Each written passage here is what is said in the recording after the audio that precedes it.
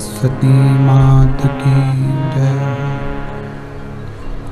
खेड़ापति सरकार की जय हो। कुबेरेश्वर महादेव की जय हो। संत सद्गुरुदेव गौ माता की जय हो। चिंता संतान हंतारो यत्पदानु ऋणवा शयनं तनीजचार्यानं प्रणमामि मुहुर्मुहुः। यदनुग्रतो जन्तुः सर्वदुःखातिगो भवेत् तमं सर्वदा वन्दे श्रीमद्वल्लभनन्दनम्। अज्ञानतिमिरागास्य ज्ञानजयशलाकया चक्षुरुन्मीलितेन तस्मै श्रीगुरवे नमः। नमामि हृदये शेषे लीलाचिरद्विशयनं लक्ष्मीसहस्रलीलाम्बिः सेव्यमानं कलानिधिं। चतुर्भीष्वचतुर्भीष्वचतुर्भीष्वत्रिभिस्तवा षड्विजायते योऽसो पंचदा हृदये नमः। बोल विश्वनाथ भगवान की जय।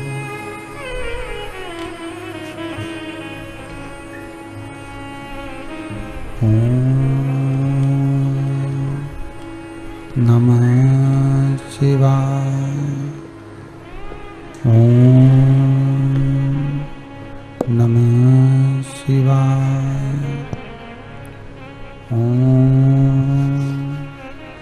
नमः शिवाय। ओम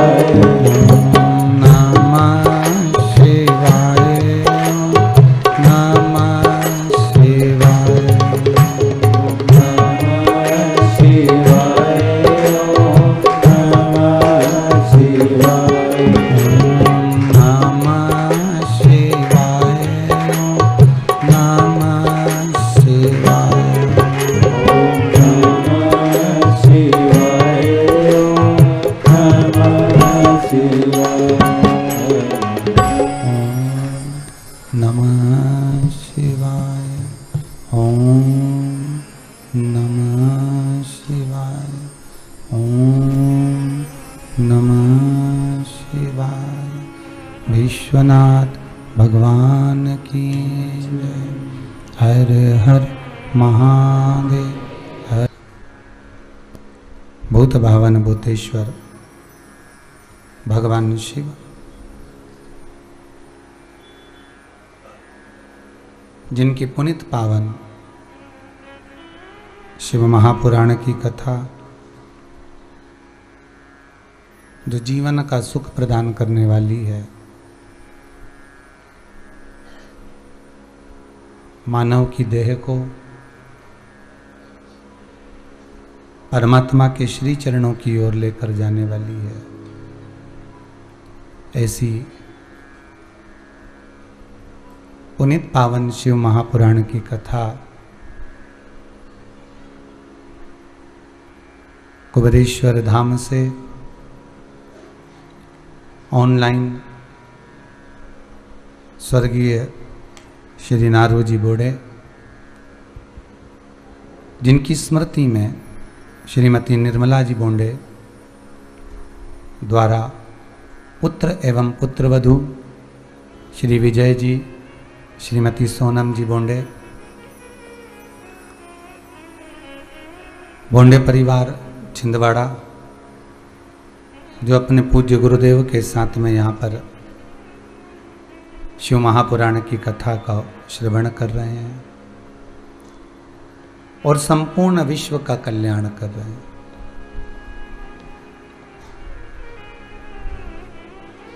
पहले कथा में कहा था एक बार, व्यक्ति मत बनो, व्यक्तित्ववान बनो। व्यक्ति और व्यक्तित्ववान बनने में दोनों अंतर है। व्यक्ति अगर प्राणों को छोड़कर चला भी जाता है तो उसको कोई याद नहीं करता,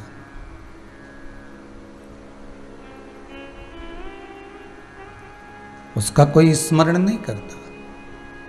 पर व्यक्तित्ववान अगर बनकर कोई चला गया, व्यक्तित्ववान बनकर अगर कोई गया है तो उसका स्मरण बार बार किया जाता है।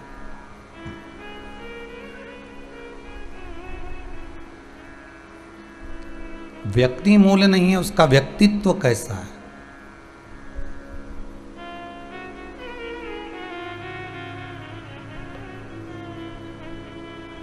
थोड़ी सी अपने, जब आपका कहीं मकान वगैरह किसी का बन रहा हो तो उस रेत में थोड़ी सी शक्कर मिला दो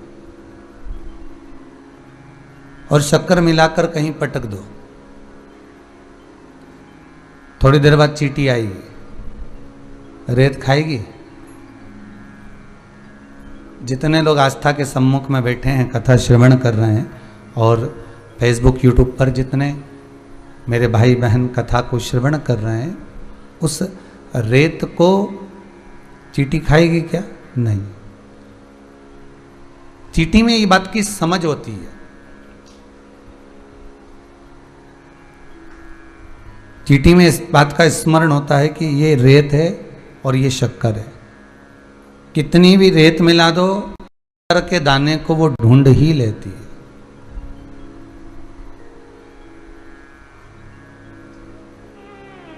कितना भी प्रयास करो,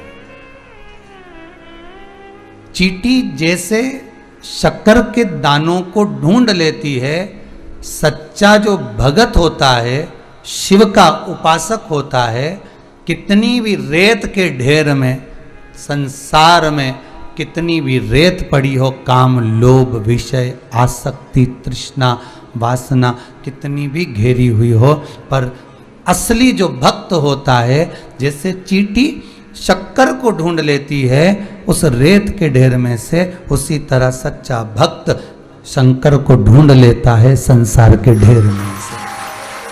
सच्चा भक्त भगवान शिव को ढूंढने का प्रयास करता है। सच्चा भक्त वही होता है जो शिव को ढूंढ रहा हो।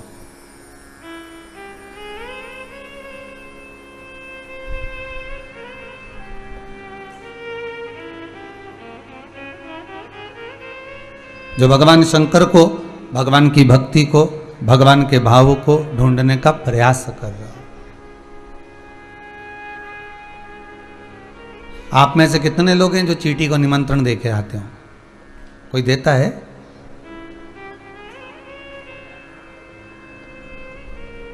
उस चींटी को मालूम है कि निमंत्रण की जरूरत नहीं है, बस चींटी को मालूम है निमंत्रण की जरूरत नहीं है,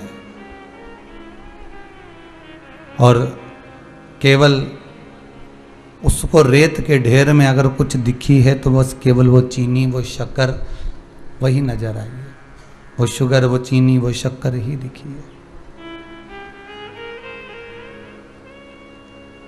संसार सागर में आने के बाद में अगर हम विषय आसक्ति की चीजों को ढूंढें तो उसमें कोई श्रेष्ठता नहीं है।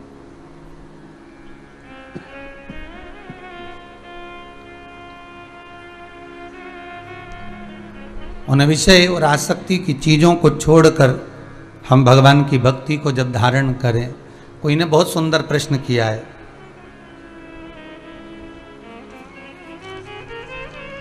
अच्छा है प्रश्न।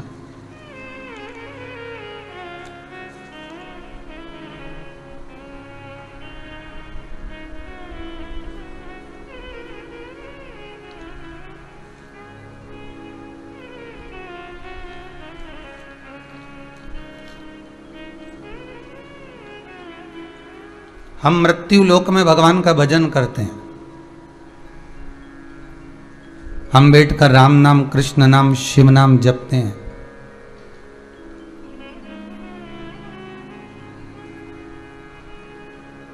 भगवान का नाम जप रहे हैं तो भगवान को मालूम पड़ता है कि ये जप रहा है, भगवान को मालूम पड़ता है कि ये स्मरण कर रहा है, भगवान को मालूम पड़ता है कि नहीं पड़ता गुरुदेव कि ये जप रहा है। हमने कहा क्यों नहीं मालूम पड़ेगा, अगर किसी को तुम लक्ष्य बनाकर बोलोगे, अगर तुम राम जी को लक्ष्य बनाकर राम जी का भजन कर रहे हो तो राम जी को मालूम पड़ेगा, हनुमान जी का लक्ष्य बनाकर हनुमान जी को जप रहे हो तो हनुमान जी को मालूम पड़ेगा, शिव जी को लक्ष्य बनाकर शिव जी को जप रहे हो तो शिव को मालूम पड़ेगा। आपने जिसका नाम जपा है उसको ये मालूम है कि ये जप रहा है।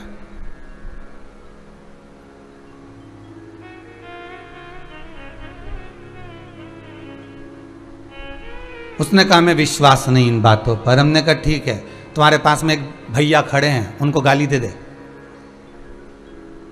एक शब्द बोल और बहुत आड़ा टेढ़ा बोलना, बहुत तीखा शब्द बोलना और नाम लेके बोलना कि भैरू सिंह ऐसा। तुम तो नाम लेके बोलो कि वो व्यक्ति ऐसा है, वो व्यक्ति ये है, वो व्यक्ति ऐसा। उसको नाम लेकर बोलो, वो लड़ने आएगा कि नहीं आएगा? अरे बोलो तो जम के आएगा। अब एक बात विचार करना कि तुमने नाम लिया भैरू सिंह, तो भैरू सिंह एक ही है क्या? मोहल्ले में 4-6 भैरू सिंह होगा तो सभी झगड़ने आएगा क्या? अरे बोलो जम के, नहीं। और भी लोग होंगे, वो सब झगड़ने आएंगे? नहीं। पर जो भैरू सिंह को तुमने लक्ष्य बनाया है, जिस भैरू सिंह को तुम सुनाना चाहते हो, जिस भैरू सिंह को तुम अपशब्द कहना चाहते हो, वही सुनेगा और वही झगड़ेगा। दूसरे भैरू सिंह के कोई मतलब नहीं तुमसे। उसी तरह जब हम मंत्र जाप करते हैं, जब हम स्मरण करते हैं, जब हम नाम जाप करते हैं, जब हम नाम कीर्तन करते हैं और जिस परमात्मा को लक्ष्य बनाकर करते हैं, जैसे तुमने कोई शब्द कहा तो भैरू सिंह को लग गया और भैरू सिंह झगड़ा करने आ गया, उसी तरह हम जब लक्ष्य बनाकर भगवान का जप करते हैं तो वो भगवान तक पहुंच जाता है और भगवान कल्याण करने आ ही जाता है, वो लक्ष्य प्राप्त हो जाता है, वो लक्ष्य मिल जाता है। आप किसी को अपना बनाकर, आप किसी को साध कर, आप किसी को स्मरण कर कर लक्ष्य बनाकर यदि कुछ बोलेंगे, साधेंगे, कहेंगे तो वो उस तक पहुंचेगा। दिल से अगर आप कह रहे हैं श्री शिवाय नमस्तुभ्यम, ओम नमः शिवाय, या महामृत्युंजय मंत्र का भी अगर आप स्मरण कर रहे हैं, महामृत्युंजय मंत्र का भी आप यदि जाप कर रहे हैं और लक्ष्य बनाकर कर रहे हैं, तो ये पक्का विश्वास रखिएगा कि वो परमात्मा आपको स्वीकार करने के लिए आएगा।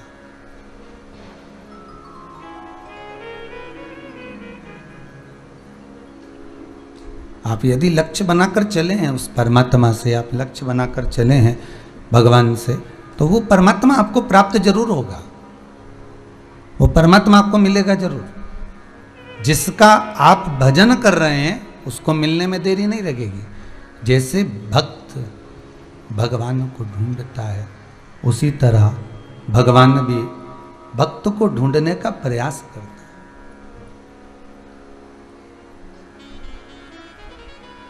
भक्त भगवान को ढूंढ रहा है और भगवान भक्त को ढूंढ रहा है।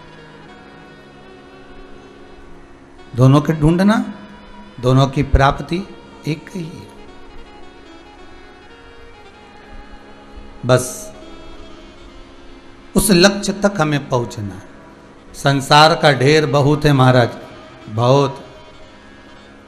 काम, लोभ, आसक्ति, तृष्णा, वासना सब भयंकर भरा हुआ है। और इस आत्मा के भीतर, इस मन के भीतर भी ना जाने कितनी कितनी आसक्तियाँ भरी हुई हैं, कितनी कितनी तृष्णाएं भरी हुई हैं।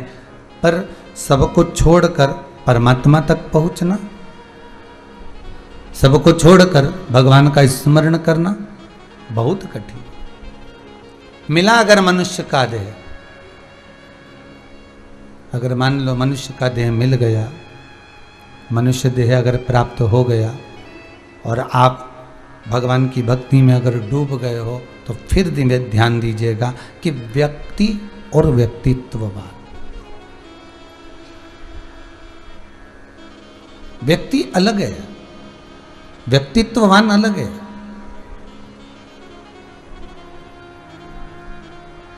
और व्यक्तित्ववान बनकर जब हम कुछ कर्म करते हैं, अच्छा सत्कर्म करते हैं, भगवान की भक्ति को धारण करते हैं व्यक्तित्ववान बनकर, तो जीवन की सार्थकता तो अपने आप ही बन जाती है।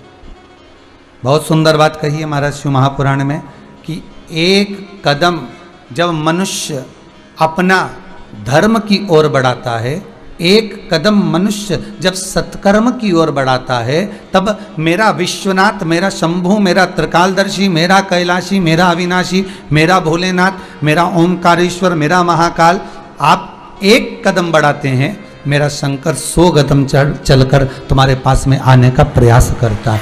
केवल आप तो एक कदम चले हो, केवल आप तो एक कदम आगे बढ़ाए हो, पर मेरा शंकर, मेरा शंभु, मेरा त्रिकालदर्शी, मेरा कैलाशी 100 कदम चलकर आपके पास पहुंचने का प्रयास करता है। 100 कदम चल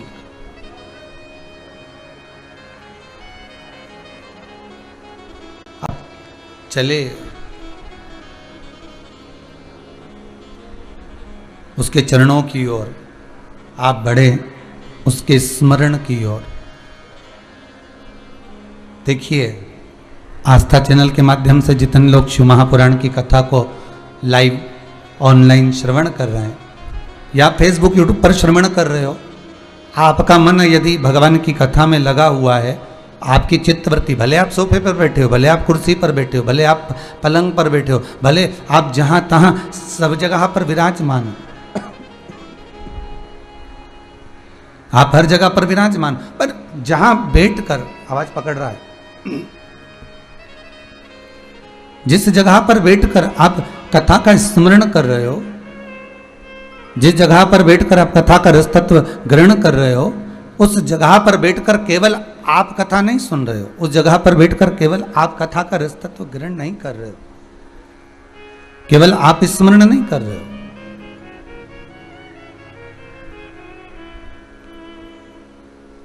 केवल आप ही कथा को सुन नहीं रहे हो, केवल आप तो बैठकर कथा का रसतत्व ग्रहण कर रहे हो, आप तो बैठकर केवल कथा सुन रहे हो, पर आपके साथ में संपूर्ण परिवार, संपूर्ण परिवार, भले वो ना सुन रहा हो, भले उसका मन नहीं लग रहा हो, भले वो बैठा भी नहीं हो, भले वो दुकान पर बैठा हो, भले वो घर पर हो, जहां पर भी होगा, पर आप अकेले भी अगर कथा का रसतत्व ग्रहण कर रहे हो, आप अकेले भी अगर कथा सुन रहे हो, तो आपके हृदय चित्त में पुत्र भी जुड़ा हुआ है, आपके हृदय चित्त में आपका पति भी जुड़ा हुआ है, आपके हृदय चित्त में आपका परिवार भी जुड़ा हुआ है, आपके हृदय चित्त में आपका पूरा कुटुंब कबीला जुड़ा हुआ है। जब हृदय चित्त में संपूर्ण कुटुंब और कबीला आपके जुड़ा हुआ है और आप उस चित्त वृत्ति को भगवान में लगा रहे हो, तो केवल आप अकेले नहीं मन को लगा रहे, जितने आपके हृदय में जुड़े हुए हैं वो भी शंकर की कथा में लगे हुए हैं, वो भी शिव के स्मरण में लगे हुए हैं, वो भी शंकर के अनुमोदन में लगे हुए हैं। वाह भी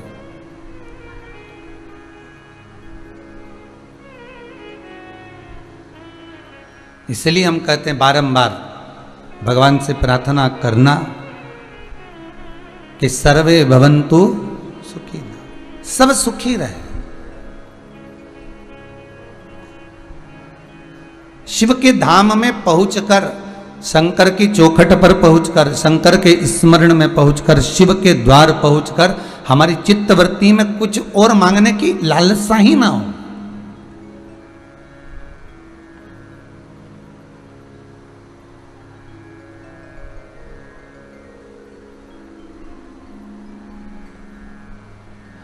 संसार कितना विचित्र है उसको भी समझ लो जरा। प्याज खाने में पाप लगता है, क्या खाने में? कांदा, प्याज।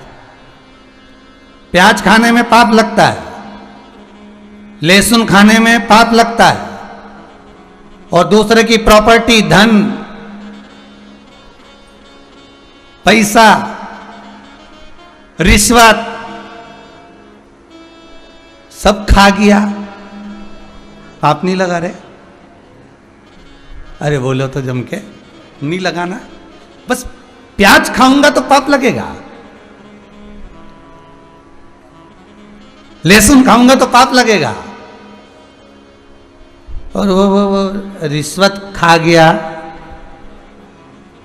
दूसरे की जमीन खा गया, प्लाट खा गया, प्रॉपर्टी का हिस्सा खा गया, थोड़ा पैसा खा गया, मां छोड़कर गई थी, धन खा गया।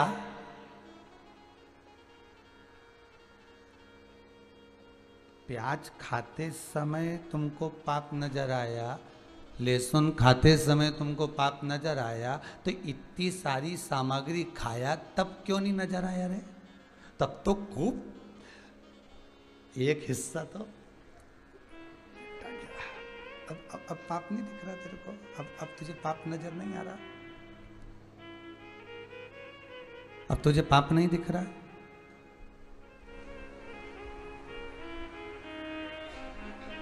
महाराज,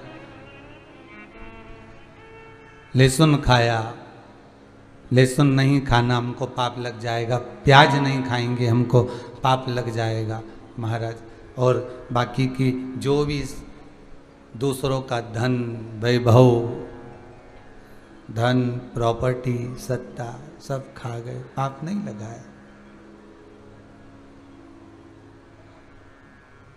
अब ये तुम केवल मन को समझा सकते हो, उसको कैसे समझाओगे?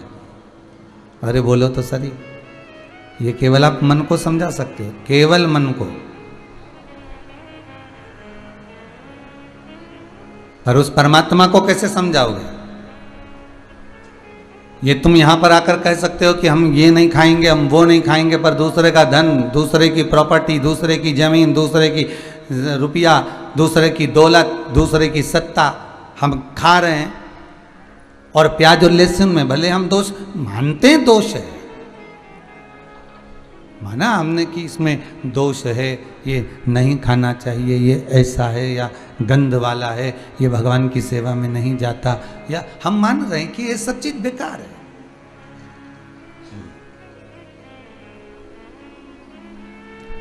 पर दूसरे का अगर कुछ खा रहे हो तो वो भी तो बेकार लगना चाहिए। फिर वो पूछेगा कि तेरा क्या होगा रे कालिया, फिर क्या उत्तर दोगे? फिर क्या बताओगे कि नीचे गया था और नीचे जाने के बाद में तूने भले कुछ चीज़ें छोड़ी, तूने नहीं खाया और तू सोचा कि इसमें पाप है, पर दूसरे की दौलत को, दूसरे की सत्ता को, दूसरे के धन को, दूसरे के वैभव को जो तू खाया, उसमें सुख का अनुभव कहाँ से हो गया महाराज? उसमें फिर सुख का अनुभव कहां से आ गया? उसमें पुण्य कहां से आ गया? उसमें पुण्य का अनुभव कहां से हो गया?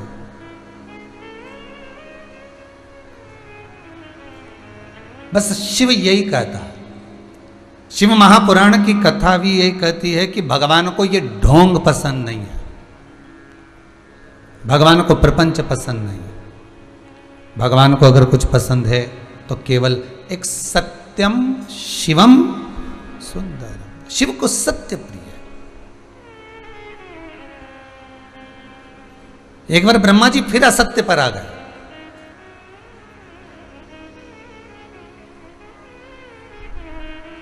जिस समय पर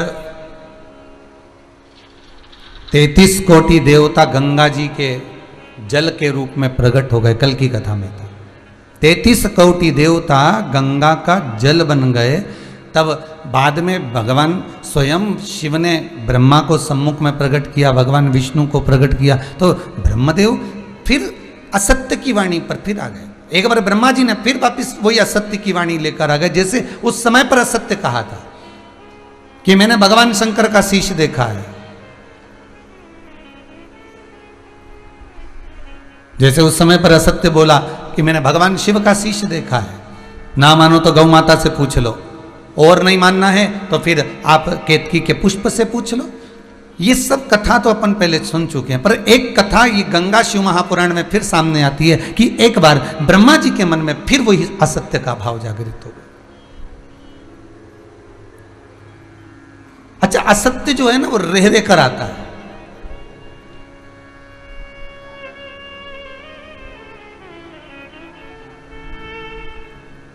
असत्य, झूठ, छल, कपट, प्रपंच, ये बार बार रे रे कर आता है। ये एक आध बार अगर कथा में जाकर बैठोगे ना तो तुम्हें वहां पर वैराग्य उत्पन्न हो जाएगा। नहीं रे अब नहीं झूठ बोलूंगा चाहे कुछ भी हो जाए, नहीं रे अब तो मैं ऐसा करूंगा ही नहीं चाहे कुछ भी हो जाए, अब मैं ऐसा बोलूंगी ही नहीं। बस रोज झगड़ा करती हूँ, उनका दिल दुखाती, वो बिना रोटी खाए दुकान चले जाते। अब कल से बिल्कुल पक्का है मैं कुछ नहीं बोलूंगी, कुछ भी नहीं। और ठान के बैठी थी कुछ नहीं बोलूंगा। मालूम पड़े कल पति का जन्मदिन था, सुबह से उठ गई, उठते से ही बोली जी हैप्पी बर्थडे टू यू। अब उठते से ही उसने जैसे ही बोला हैप्पी बर्थडे टू यू, और पति बोला धन्यवाद, और पत्नी बोली सुनो थोड़ा आज तुम्हारा जन्मदिन है, ऑफिस से थोड़ा जल्दी आ जाना तो अपन दोनों होटल में भोजन करने चलेंगे, और आज मैं तुमसे झगड़ा नहीं करूंगी हो, क्योंकि आज तुम्हारा जन्मदिन है। अब रोज झगड़ती थी, अब ये बात बोलने की क्या जरूरत है कि आज झगड़ा नहीं करूंगी।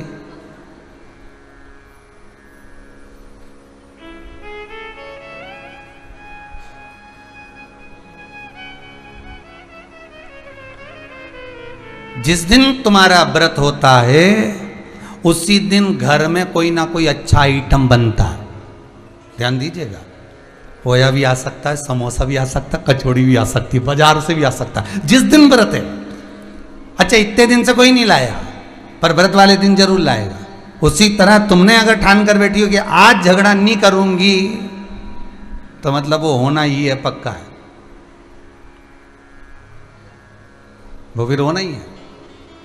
और हुआ, पत्नी पति को बोल दी, पति आज वापिस जल्दी आ गए, दोनों तैयार हो रहे थे, दोनों श्रृंगार कर रहे थे, जाने की तैयारी थी। पत्नी ने फिर पति से कहा झगड़ा नहीं करूंगी, पर सुनो तो सही, आज तुम्हारा जन्मदिन है ना, मैं तुमको कोई गिफ्ट देना चाहती हूँ, बताओ जरा क्या लोगे। पति बोला नहीं मुझे नहीं चाहिए।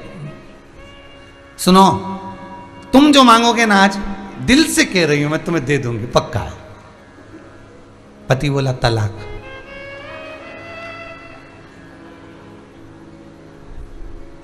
पत्नी गई अंदर, झाड़ू लेके आई। मैंने गिफ्ट मांगने का कहा था, तलाक नहीं, और तलाक तुम दे भी दोगे तो मैं नहीं दूंगी। विवाद फिर चालू हो गया। सोच के बैठी थी विवाद नहीं करेगी। असत्य ऐसा ही है, छल ऐसा ही है, कपट ऐसा ही है।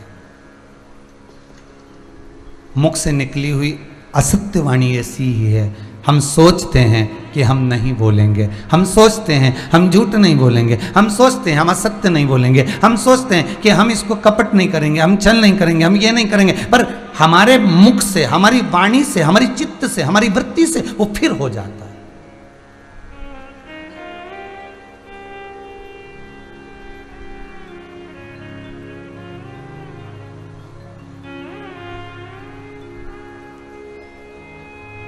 एक बात पहले कही थी कथा में कि किसी ने पूछा कि मनुष्य का इतना पाप है, दुनिया के लोग गंगा जी नहा नहा कर सारा पाप गंगा में छोड़ देते हैं। गंगा मैया से पूछा तुम पाप का क्या करती हो? पहले कथा में कहा है, गंगा कहती है मैं सारे पाप को इकट्ठा कर कर ले जाके समुद्र को दे देती हूँ, गंगा सागर में। समुद्र से पूछा तुम इतने सारे पाप का क्या करते हो? समुद्र बोला सारा पाप मेरे पास में रहता है, जब गर्मी पड़ती है तो मैं इसको ले जाकर बादल को दे देता हूँ। बादल से पूछा तुम इतने सारे पाप का क्या करते हो? बादल बोला बारिश आती है सारा पाप नीचे झड़ा देता हूँ।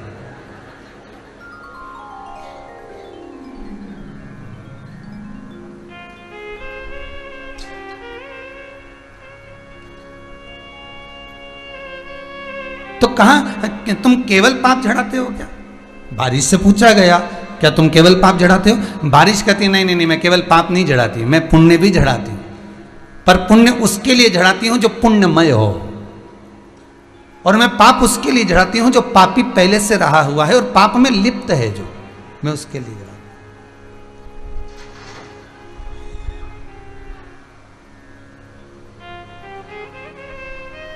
सत्संगियों के लिए, भजनी के लिए, कथा श्रवण करने वालों के लिए बारिश बहुत अच्छी है। किसके लिए? सत्संगी। हमारे यहाँ एक कहावत में कहते हैं कि बारिश बरसो, बारिश बरसो पर इतना मत बरसो कि कोई आ ना सके। मतलब भगवान की तरफ से ये बात कितनी सुंदर कही है कि भक्त मंदिर तक आ रहा है तो बारिश बरसो पर इतना मत बरसो कि कोई आ ना सके। और फिर कोई मंदिर में आ गया तब तो भगवान कहते बारिश बरसो, इतनी बरसो कि जो आ गया जा ना सके।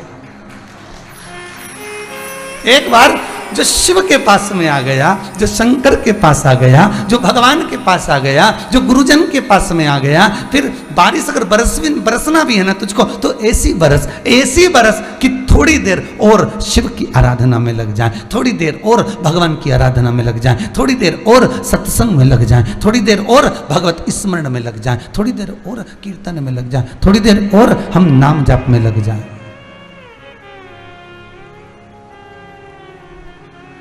थोड़ी देर हम भगवान की भक्ति में, थोड़ी देर भगवत स्मरण में, थोड़ी देर भगवत चर्चा में हम फिर लग जाए। बरसो तो ऐसी बरसो महाराज कि जो लग गया भगवान की भक्ति में फिर वो निकल कर बाहर ना जाए, निकल कर बाहर।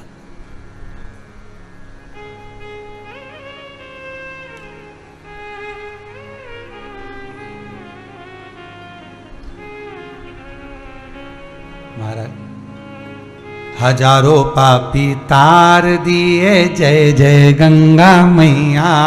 हजारों पापी तार दिए, जय जय गंगा मैया। हजारों पापी तार दिए, जय गंगा मैया। हजारों पापी तार दिए, जय जय गंगा मैया। हजारों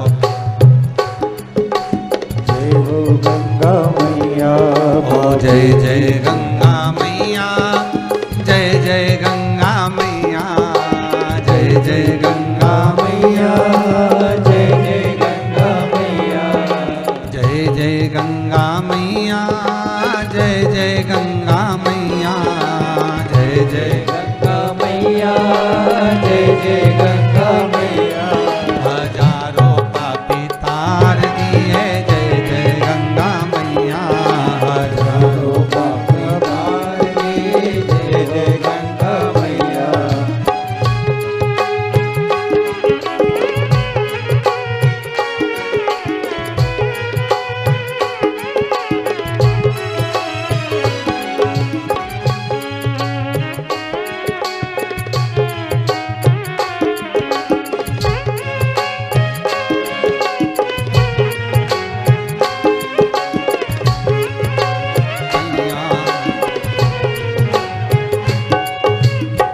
हो गंगा मैया, पापी भी तूने तार दिए। जय हो गंगा मैया,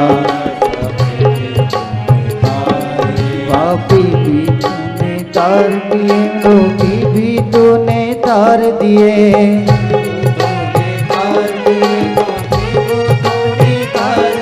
पापी भी तूने तार दिए, रोगी तूने तार दिए। तूने तार दिए, रोगी भी तूने तार दिए। जय हो गंगा मैया, पापी भी तूने तार दिए। जय हो गंगा मैया, पापी भी तूने तार दिए। जय हो गंगा मैया, पापी भी तूने तार दिए। जय हो गंगा मैया, पापी भी तूने तार दिए। जय हो गंगा मैया, पापी भी तूने तार दिए। जय हो गंगा मैया, पापी भी तूने तार दिए। चित्तवृत्ति में गंगा कहती है मैंने पाप को एकत्रित करा, समुद्र को दिया। समुद्र से पूछा पाप कहाँ ले गए, तो कहा आकाश को दिया। आकाश से पूछा तूने पाप को क्या करा, तो के बादल को दिया। बादल से पूछा तूने पाप का क्या करा, तो के पृथ्वी पे बरसा दिया। पापी पाप में फिर लिप्त हो।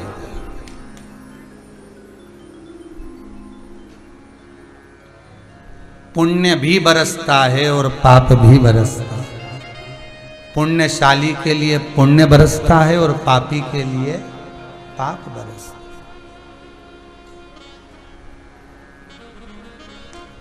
प्याज खाऊंगा पाप लगेगा, लहसुन खाऊंगा पाप लगेगा, दूसरे की रिश्वत खा गया, क्यों रे भेरू पाप नहीं लगा?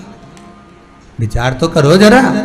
भले लगे लोगों को कि सियोर वाला महाराज बहुत कड़ला बोले, हर कुछ बोले, तो लग जाए तो लगे, पर विचार कर कर देखना कि ये खाऊंगा पाप लगेगा, ये खाऊंगा पाप लगेगा। तो रिश्वत खाया, दूसरे का धन खा गया,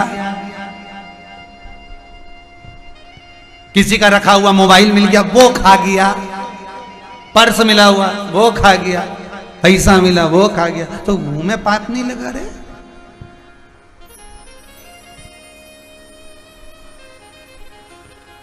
इतना भी ढोंग कहीं करो। शिव महापुराण की कथा कहती है पुण्यमय, फिर कहेंगे निवेदन फिर है, ऊपर से श्रृंगार मत करो रे, श्रृंगार करना हो तो भीतर से करो। ये आत्मा का श्रृंगार जब इतना सुंदर हो जाएगा, आत्मा का श्रृंगार जब श्रेष्ठतम हो जाएगा, आत्मा का श्रृंगार जब श्रेष्ठ हो जाएगा, तो सुख अपने आप ही प्राप्त हो जाएगा। आत्मा का श्रृंगार करना है।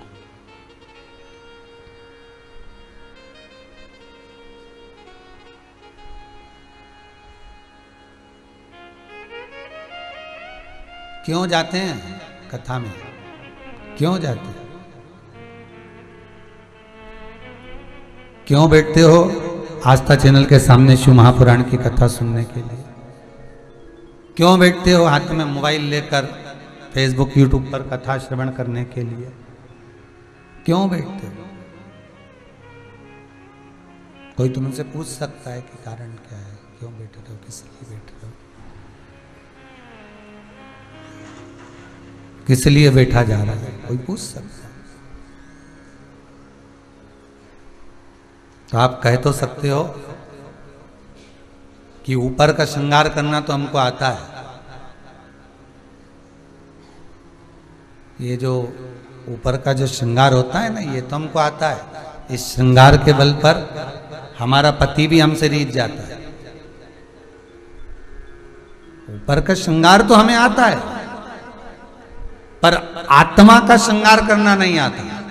इसीलिए मोबाइल पर, फेसबुक, यूट्यूब पर शिव महापुराण की कथा सुनते हैं, आस्था चैनल के सामने बैठकर शिव महापुराण की कथा सुनते हैं, तीर्थों में जाकर, भजन में, कुबेरेश्वर धाम जाकर या अन्य जगह पर जब लॉकडाउन ना हो तब बैठकर कथा भी श्रवण करते हैं।